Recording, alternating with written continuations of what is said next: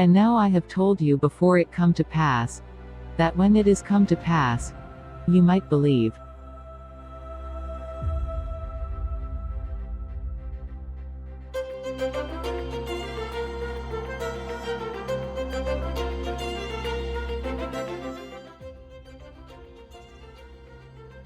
Hello friends? I want to read to you regarding a note written on August 9, 1903. This note was written by Ellen White, posted in the Review and Herald, July 5, 1906. This is what she wrote. I have said, as I looked at the great buildings going up there, story after story.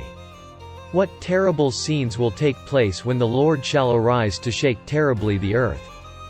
Then the words of Revelation chapter 18 verse 1-3 will be fulfilled.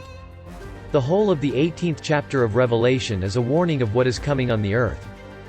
But I have no light in particular in regard to what is coming on New York. Only I know that one day the great buildings there will be thrown down by the turning and overturning of God's power.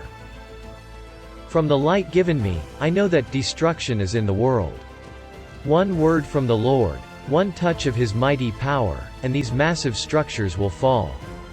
Scenes will take place the fearfulness of which we cannot imagine.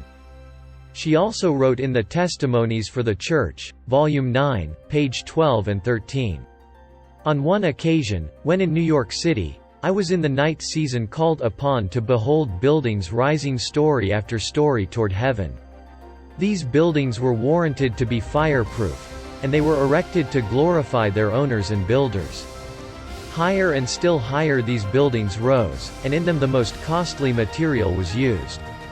Those to whom these buildings belonged were not asking themselves, how can we best glorify God? The Lord was not in their thoughts. The scene that next passed before me was an alarm of fire. Men looked at the lofty and supposedly fireproof buildings and said, they are perfectly safe. But these buildings were consumed as if made of pitch. The fire engines could do nothing to stay the destruction. The firemen were unable to operate the engines. Okay friends? That's all I wanted to share with you. Remember the words of Christ in John chapter 14 verse 29. He told His disciples of the things that would come to pass, that when they come to pass, His disciples might believe. And to believe in Him is the condition of receiving life everlasting. That is John chapter 3 verse 16. Okay, take care. See you next time. May the grace of God be with you. We are living in the time of the end. The fast fulfilling signs of the times declare that the coming of Christ is near at hand. The days in which we live are solemn and important. The Spirit of God is gradually but surely being withdrawn from the earth. Plagues and judgments are already falling upon the despisers of the grace of God. The calamities by land and sea, the unsettled state of society, the alarms of war, are portentous.